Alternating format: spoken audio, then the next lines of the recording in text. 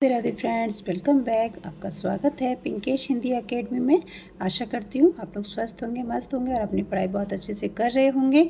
आज हम अपना कंप्लीट कर रहे हैं रामचंद्र शुक्ल जी का हिंदी साहित्य का इतिहास। इसमें जो हम पढ़ रहे हैं वो भाग दूसरा भक्ति काल का। ठीक है, भक्ति काल का निर्गुण धारा का हम दूसरा भाग करने वाले हैं। पहले हम इससे जो पहले वीडियो थी वो भाग 1 थी। ठीक है, तो निर्गुण धारा हम पढ़ रहे हैं भक्ति काल का दूसरा प्रकरण। ठीक है, कौन सा है? निर्गुण धारा। तो हम इसमें सिर्फ मुख्य तथ्य ही कर रहे हैं जो हमारे लिए एग्जाम के लिए महत्वपूर्ण है। हम सिर्फ उन्हीं तथ्यों पे फोकस करेंगे और उनके नोट्स बनाएंगे। तो मैं आशा करती हूँ आपको वीडियो पसंद आएगी। लाइक एंड सब्सक्राइब जरूर कीजिएगा। तो हम शुरुआत करते हैं सुंदरदास जी से, क्योंकि हम इससे पहले रचना कर चुके हैं औरों की। रैदास हो गए, कबीर हो गए, हम उनके बारे में चर्चा कर चुके हैं। तो अब हम पढ़ेंगे सुंदरदास से। अब हम जो पढ़ेंगे सुंदरदास जी को, ये खंडेलवाल के बनिए थे। अच्छा, हमने जितने भी अभी तक रचनाकार पढ़े उनकी हमने सभी जातियाँ पढ़ी हैं कि कौन सी, रैदास किस जाति के थे, कबीर किस जाति के थे, तो हमने उनकी जातियाँ भी पढ़ी हैं। ठीक है, और ये चैत्र शुक्ल 9 संवत 1653 में ओधा नामक स्थान जयपुर राज्य में उत्पन्न हुए थे। इनके पिता का नाम परमानंद और माता का नाम सती था। जब ये 6 वर्ष के थे तब दादू दयाल गोदा में गए थे। तभी से यह दादू दयाल के शिष्य हो गए। किसके शिष्य हैं ये? सुंदरदास जी दादू दयाल के। और उनके साथ रहने लगे। संवत 1660 में दादू दयाल का देहांत हुआ। तब तक ये नरानहा में रहे। फिर जगजीवन साधु के साथ अपने जन्म स्थान ओधासा में आ गए, घोसा में आ गए। वहाँ संवत 1663 तक रहकर फिर जगजीवन के साथ काशी चले आए। वहाँ 30 वर्ष की अवस्था तक ये संस्कृत, व्याकरण, वेदांत और पुराण आदि पढ़ते रहे। संस्कृत के अतिरिक्त ये फारसी भी जानते थे। फारसी कौन जानता था? दादू दयाल। ठीक है, काशी के लौटने पर ये राजपुताने के फतेहपुर शेखावाटी नामक स्थान पर आ रहे। वहाँ के नवाब आलिफ खां इन्हें बहुत मानते थे। इनका देहांत कार्तिक शुक्ल 8 संवत 1786 को सागर नगर में हुआ। ठीक है, अब हमने इतना पढ़ लिया। इनकी इम्पोर्टेंट बात है, ये निर्गुण पंथियों में यही एक ऐसे व्यक्ति हुए जिन्हें समुचित शिक्षा मिली थी। यानी कि ये पढ़े लिखे थे। कौन? सबसे ज़्यादा सुंदरदास पढ़े लिखे थे। ये क्वेश्चन आपका बनता है कि जो भक्ति काल में सबसे पढ़े लिखे कौन से रचनाकार थे, कौन से कवि थे? तो सुंदरदास। ठीक है, अच्छा, फिर हम पढ़ते हैं कि भाषा भी काव्य की मजी हुई ब्रजभाषा है। इनकी कौन सी भाषा थी? ब्रजभाषा। भक्ति और ज्ञानचर्या के अतिरिक्त नीति और देशाचार आदि पर भी इन्होंने बड़े सुंदर पद कहे हैं। और संतों ने केवल गाने के पद और दोहे कहे, पर इन्होंने सिद्धहस्त कवियों के समान बहुत से कपित सव्य रचे हैं। यूँ तो छोटे मोटे इनके अनेक ग्रंथ हैं, पर सुंदर विलाप ही सबसे अधिक प्रसिद्ध है, जिसमें कवित है, सेवैयाँ हैं, सेवैये ही अधिक हैं। इन कवित सेवैयों में यमक, अनुप्रास और अर्थालंकार आदि की योजना बराबर मिलती है। यानी कि देखिए, जो हम अलंकार अब पढ़ते हैं वो अलंकार इनके उस टाइम पर भी थे, है ना। तो इसका मतलब हम लोग कुछ नई चीज़ें नहीं पढ़ रहे हैं। ये सब चीज़ें पहले से ही आ रही हैं। समास, अलंकार, ठीक है, तद्भव, तत्सम, ये सब चीज़ें पहले से ही व्याकरण को लोग पढ़ते आ रहे हैं और प्रयोग करते हैं अपने ग्रंथों में और अपने वचनों में। ठीक है, अच्छा, और हम इम्पोर्टेंट बातें पढ़ेंगे। संत तो ये थे ही, पर कवि भी थे।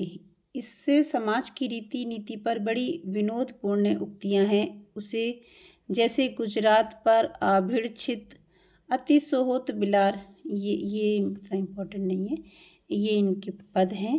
व्यर्थ ही तुकबंदी और ऊट पटांग वाणी इनको रुचि करना थी। मतलब ये ऊट पटांग बातें नहीं करते थे, सिर्फ जो बातें इनके लिए थी इम्पोर्टेंट सिर्फ वही बात करते थे। व्यर्थ की बातों में चर्चा नहीं करते थे। इसका पता इनके इस कवित्व से लगता है, यानी कि जो ये इन्होंने पद लिखा है इससे। तो पढ़ते हैं हम इसको। बोलिए तो तब जब बोलिवे की बुद्धि होए। यानी कि देखो कितनी अच्छी बात बोली कि जब बोलो जब तुम्हारे अंदर बोलने की बुद्धि हो, यानी कि एक रचना हो। क्योंकि हर किसी में एक कला होती है। किसी में बोलने की कला बहुत अच्छी होती है कि अपनी बातों से ही दूसरे आदमी को प्रभावित कर देता है ना। ना तो मुख मौन गई चुप होए रहिए, अगर तुम में बोलने की कला नहीं है तो चुप रहिए, मौन रहिए। जोरिए तो तब जब जोरिवे को रीति जाने, तुक छंद अर्थ अनूप जामे लहिरे। गाइए तो जब जब आवे को कंठ होए, श्रवण की सुनत ही मने जाए गहिए। यानी कि तब गाइए और जब तुम्हारा कंठ बहुत अच्छा हो, ताकि सामने वाले को सुनने में अच्छा लगे। तुक भंग छंद भंग अर्थ मिले ना कछु, सुंदर कहत ऐसी बाणी नहीं कहिए। कि जो सुंदर ना लगे, जो अच्छा ना लगे, जिसकी कुछ तुक ना हो, ठीक है, कुछ अर्थ ना निकले, ऐसी वाणी को हमें नहीं बोलना चाहिए। ठीक है, तो ये सुंदरदास जी ने देखो पता लगा ना कि पढ़े लिखे का मतलब कितनी अच्छी बात उन्होंने कही। नहीं तो कोई गवार होता है तो वो अपनी बहसबाजी में ही समय गवा देता है। फिर इन्होंने लिखा है, पति ही सुप्रेम होए, पति ही सुनेम होए, पति ही सुक्षेम होए, पति ही सुरत होए। तो ये सारे किसके हैं? सुंदरदास जी के पद हैं। अब ये सुंदरदास जी के जो पद हैं, पति ही यज्ञ जो पति ही रस भोग, तो ये एक बार पढ़ लीजिए, क्योंकि पता नहीं लगता कि कब कौन सी चीज़ पूछ ले, तो इसलिए आपको मैं ये पिक भी सेंड कर दूंगी, तो आप प्लीज़ एक बार इन्हें पढ़ जरूर लीजिएगा। ठीक है, इसी प्रकार इन्होंने सृष्टि तल आदि कहे, वे भी औरों के समान मन माने और ऊट पटांग नहीं। यानी कि जो भी इन्होंने बोला वो ऊट पटांग नहीं था, उनका कहीं ना कहीं अर्थ ज़रूर निकल रहा था। ब्रह्मा में पुरुष अरु प्रगति प्रकट भई, प्रकृति में महत्व पूर्ण अहंकार, अहंकार हूँ में तीन गुण सत रज तम, तमहु में महाभूत विषय पसार है, रजहु ते इंद्री 10 पृथक भई, सतहु ते मन आदि देवता विचार है। ऐसे अनुक्रम करी शिष्य सु कहत गुरु, सुंदर सकल यह मिथ्या भ्रम जार है। देखिए उनकी कितनी अच्छी पद है। तो यहाँ पे उनके ये सुंदरदास जी का परिचय समाप्त होता है। अब हम पढ़ते हैं मलुकदास जी को। मलुकदास जी का जन्म लाला सुंदरदास खत्री के घर में वैशाख कृष्ण 5 संवत 1631 में कड़ा जिला इलाहाबाद में हुआ। इनकी मृत्यु 108 वर्ष की अवस्था में हुई, यानी कि इतने जीवित हुए रहे थे 108 वर्ष तक। ये संवत 1739 में हुई। ठीक है, ये औरंगजेब के समय में दिल के अंदर खोजने वाले निर्गुण मत के नामी संतों में हुए और इनकी गद्दियाँ कड़ा, जयपुर, गुजरात, मुल्तान, पटना, नेपाल और काबुल तक में कायम हुई। अच्छा, मतलब इनकी गद्दियाँ यानी कि इनकी जो प्रचार हुआ वो इतनी जगह प्रचार था। ठीक है, इनके संबंध में बहुत से चमत्कार या करामातें प्रसिद्ध हैं। कहते हैं कि एक बार इन्होंने एक डूबते हुए शाही जहाज को पानी के ऊपर उठाकर बचा लिया था और रुपयों का तोड़ा गंगा जी में तैरा कर कड़ा से इलाहाबाद भेजा। आलसियों का यह मूल मंत्र है, अजगर करे न चाकरी, पंछी करे न काम, दास मलुका कही गए सबको दाता राम। ये तो आप लोगों को पता होगा ही ना, ये तो हमारे एग्ज़ाम में कितनी बार पूछ भी चुके हैं। ठीक है ना, तो ये हमें पता होना चाहिए। ये तो हम कोई काम नहीं करता है उसके लिए भी हम लोग ये टॉन्ट के तौर पे उसको मार देते हैं, है ना। इन्हीं का है, इन्हीं 2 पुस्तक प्रसिद्ध हैं, रत्न खान और ज्ञानबोध।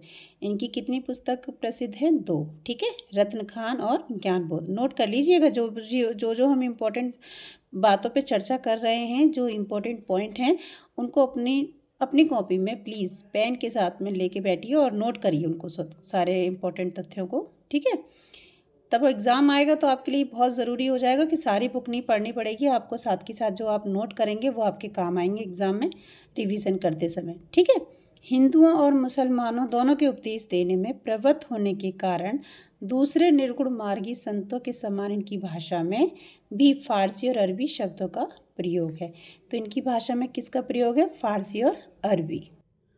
फिर है कुछ पद बिल्कुल खड़ी बोली में मिलते हैं इनके। आत्मबोध, वैराग्य, प्रेम आदि इनकी वाणी बड़ी मनोहर है। दिग्दर्शन मात्र के लिए कुछ पद नीचे दिए गए हैं। अब जो अजपा जपू मन मेरे, सुर नर असुर टहलुआ जाके, मुनि गंधर्व है जाके चेरे। तो ये इनके दे रखे हैं किसके? मलुकदास जी के पद। ठीक है, अब ये आप एक बार पढ़ लीजिएगा। ठीक है।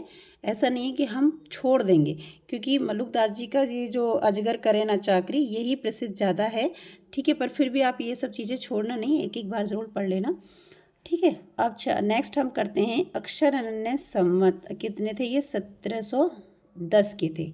अच्छा, इनका इतना नहीं आता है, पर फिर भी यहाँ दे रखा है तो हम कुछ इम्पोर्टेंट बातें इनकी ज़रूर देखेंगे। इनके वर्तमान रहने का पता लगता है, ये दतिया रियासत के अंतर्गत सेनुहरा के कार्यस्थ थे। कुछ दिनों तक दतिया के राजा पृथ्वीचंद के दीवान थे। पीछे ये विरक्त होकर पन्ना में रहने लगे। प्रसिद्ध छत्रसाल इनके शिष्य हुए। ये वाला बस इम्पोर्टेंट ज़्यादा है इनका, ठीक है। फिर इनकी और इम्पोर्टेंट बातें देखते हैं हम। महाराज ने पूछा, पाँव पसारा कब से? चट से उत्तर मिला, हाथ समेटा जब से। ये इम्पोर्टेंट है, मतलब देखिए आया तो है नहीं अभी तक, पर फिर भी कुछ नया पूछा है तो हम लोग इसको नोट कर लेंगे, ठीक है। ये विद्वान थे और वेदांत के अच्छे ज्ञाता थे। इन्होंने योग और वेदांत पर कई ग्रंथ, राजयोग, विज्ञान योग, ध्यान योग, सिद्धांत बोध, विवेक दीपिका, ब्रह्म ज्ञान, अनन्य प्रकाश के आदि लिखे और दुर्गा सप्तशती का भी हिंदी पदों में अनुवाद किया। देखिए ये हमारे लिए कितनी इम्पोर्टेंट बातें हैं जो हम नवरात्रों में पढ़ते हैं, वो अक्षर अनन्य ने लिखी थी, ठीक है। ये चीज़ ध्यान रखेंगे। अब तो खैर जो छापते रहते हैं कुछ ना कुछ नई नई बातें लिखते रहते हैं, लेकिन जो पुरानी मिलेगी वो अक्षर अनन्य की मिलेगी, ठीक है। यह भेद सुनो पृथ्वी चंद राय, फल चारहु को साधन उपाय, ये इनके पद हैं। अच्छा, और हम इम्पोर्टेंट इनकी बातें देखते हैं क्या है। जैसा कि ऊपर कहा जा चुका है, निर्गुण मार्गी संत कवियों की परंपरा में थोड़े ही ऐसे हुए जिनकी रचना साहित्य के अंतर्गत आ सकती हैं, यानी कि जिनकी साहित्य में आई हैं, ठीक है, वो थोड़े ही थे।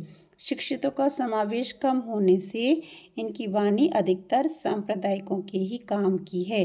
इसमें मानव जीवन की भावनाओं की बड़ी विशिष्ट व्यंजना नहीं है जो साधारण जन समाज को आकर्षित कर सके।